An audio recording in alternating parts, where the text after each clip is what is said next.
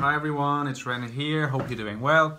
Well, in this video I'm going to be talking about the question of cynicism and how it relates to, well, how I relate to that question as an INFJ man, I guess, in particular. So I would say that as a person I'm not a particularly cynical person, but certainly I ask myself the question sometimes, am I not a little more cynical than I would like to think? And so let's try to unpack this idea here. The reason why I do not think that I am particularly cynical as a person is that I do not think that I'm particularly judgmental as a person, in the sense that, like, if I meet someone in a genuine way, my approach will not be I do not really want to be friends with this person until they prove otherwise, but rather this person could be interesting, let's see what they have to say. So I'm usually interested in figuring out what I can bring to the person and what the person can bring me. So there is an openness there, you can see that.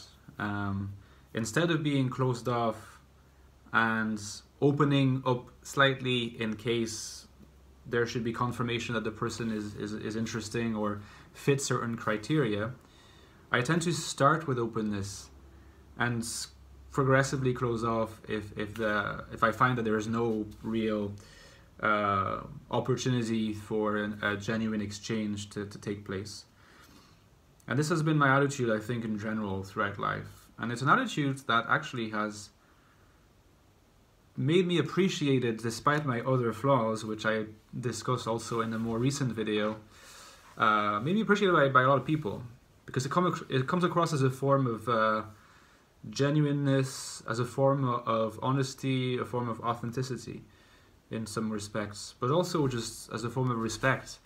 I see it partly as a not as a selfish thing, but as something that is motivated also by a certain interest that I have, which, I mean, the interest I could really summarize as, I want to be able to enhance my life, my knowledge, you know, everything about my existence.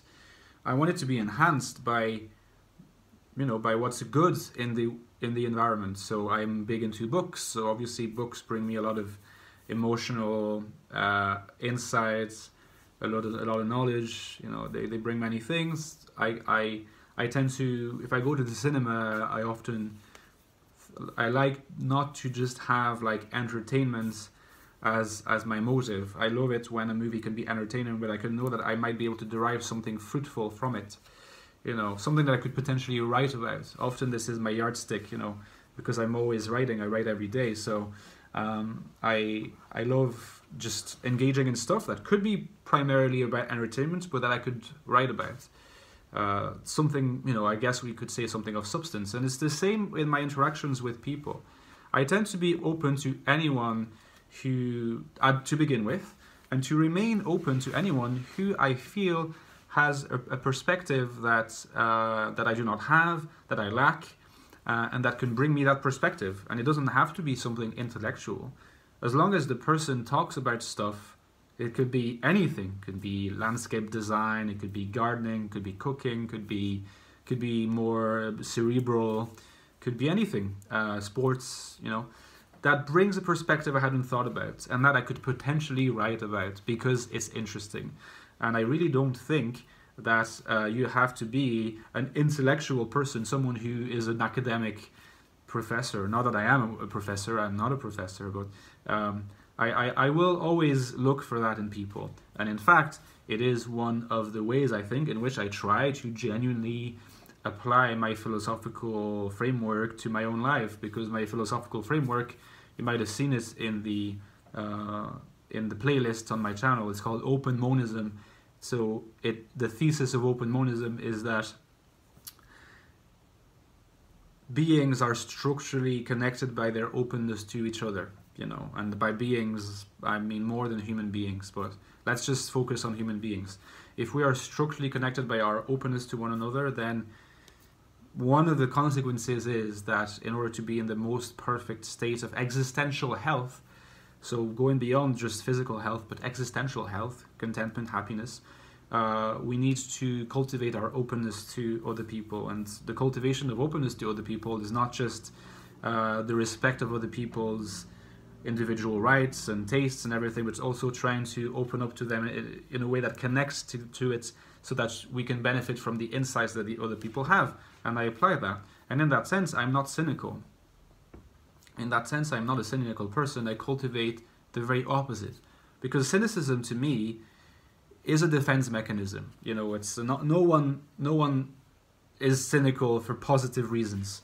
I think whenever I'm cynical about life, or I'm cynical about something, it's because I consciously have super low expectations of something, so I'm cynical towards it in such a way that if the person, let's say, does something that I consider dumb or reprehensible or just like really disappointing, well, in fact, it will not really disappoint me because I will have anticipated the disappointment. And so to me, that's what cynical is. And I think that in general, I don't know if that is a trait of INFJs. The INFJs that I've met in real life have had that trait, though. The trait of not being particularly cynical and being relatively open in general, unless they've been really hurt by someone, in which case they can become cynical about certain things at least. But an INFJ that has a completely cynical worldview I have not really met, I must say, which I think is a strength. But in the second part of this video, I want to say that that sometimes I worry a little bit that I'm becoming more cynical. And this maybe is a conversation that we can have, not about just my cynicism or what I perceive as the potential increase in my cynicism, but maybe you guys as INFJs or other types, or as people in general. The prism of MBTI is always useful here because that's kind of what my channel talks about. But do you guys feel like over time you're becoming more cynical or less cynical? Personally, if I could choose, and I guess to some extent I believe that I can choose because I am an existentialist in many ways, I would much rather become like as little cynical as possible, because I think that that cynicism is a way to age faster, is a way to just like, I don't know, to renege on what is good about life, and so that's definitely not something that I want for myself. But at the same time, there are moments when I look at a reaction, I sort of contemplate a reaction that I had a little moment earlier, or maybe a long time earlier, and just consider the memory of it, and I'm like, that was not very open, was it? That was kind of cynical. And so I'll give you one example. And you may consider that this is something that I've become more aware of, and maybe that I experience more often than I used to. For the New Year's Eve party that I went to, I was invited by some friends in Marseille, so I went. My brother went as well, and there were 40 people there, and I knew about 8 people or 10 people, and I was very, very happy to see the people I knew because it was a way for me to catch up with them, etc. But I just felt like so many people at that party, not the people that I'm friends with, but the other people, and who were the majority, were just not very interesting. And if I'm completely honest, if I think back, I don't think that I talked to a single person outside of my circle of friends from whom I can remember a single interesting thing. And this leads me to ask myself this question. Is the fact that I cannot remember a single interesting thing due to the reality of these people not having been interesting?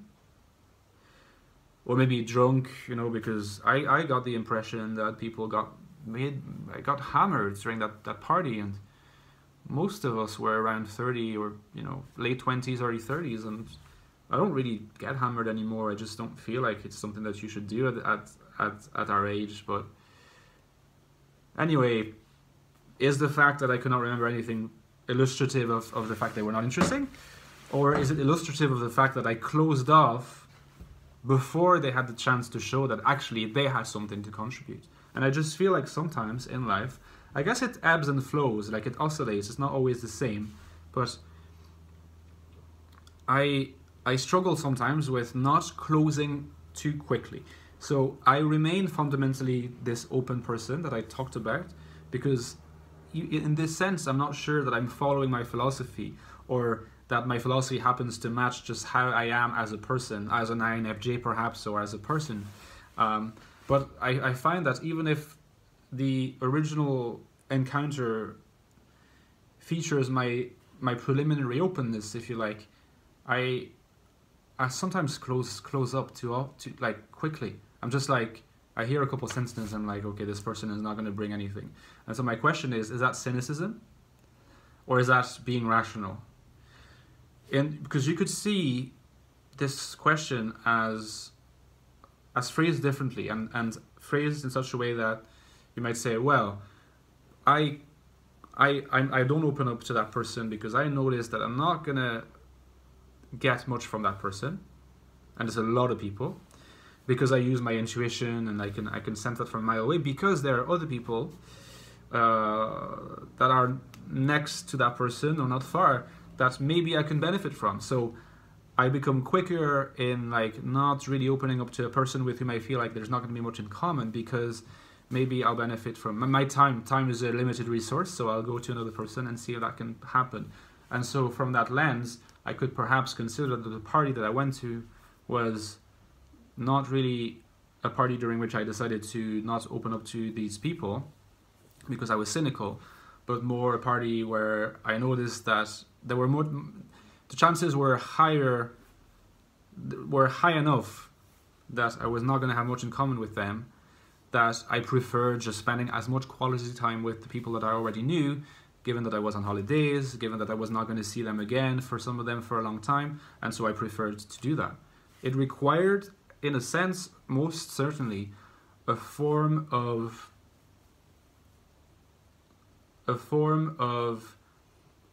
not reticence, but unwillingness to open up too much to people that did not seem to have that much not so much in common with me, but not much to bring to me, I felt. But this is sometimes something that I'm not too sure about, you know. Is it good to start to reason in terms of like zero-sum games, or in terms of wanting to gravitate towards people that are the most likely to bring me things? Because perhaps if I had proven patient enough, the people that I was feeling cynical towards might have surprised me, and I love being surprised. And perhaps when I was gravitating towards the people that I thought were bringing something to me, perhaps I was doing that because the people had interests in common with me. They were speaking my language, but perhaps under the surface of that openness, we were going to discuss things that we already knew, and I was not going to learn something genuinely new that might have been supplied by the people that I maybe judged too quickly or decided to close to too quickly.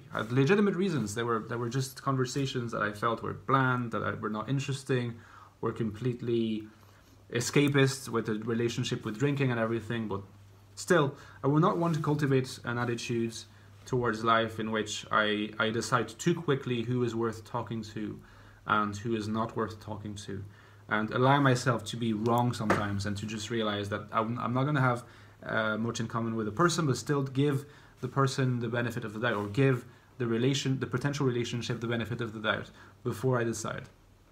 And I was wondering if you guys experience that sometimes, if I made any sense in this video, if you ask yourself that question sometimes as well. To what extent should I remain open to people, for how long, and what kind of dictates that?